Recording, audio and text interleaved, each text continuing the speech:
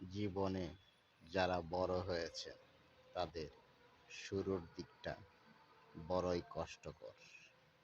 আমরা অনেকেই সুন্দর খাবারের পেছনে, ভালো পোশাকের পেছনে, ভ্রমণের পেছনে ইত্যাদি ইত্যাদি কোনো ইলেকট্রিক যন্ত্রাংশ যেমন মোবাইল ইত্যাদি ইত্যাদি এগুলোর পেছনে আমরা যে অর্থ অপচয় করি, একটু চিন্তা করে দেখুন। একটু কন্ট্রোল হলেই আমরা এই অপচয়গুলি রোধ করতে পারি। আর এই টাকা দিয়ে আমরা অনেক কিছু করতে পারি, শুধু নিজেদের ইচ্ছার অভাব। এই ইচ্ছার অভাবে আমরা অনেক অর্থ অপচয় করে থাকি।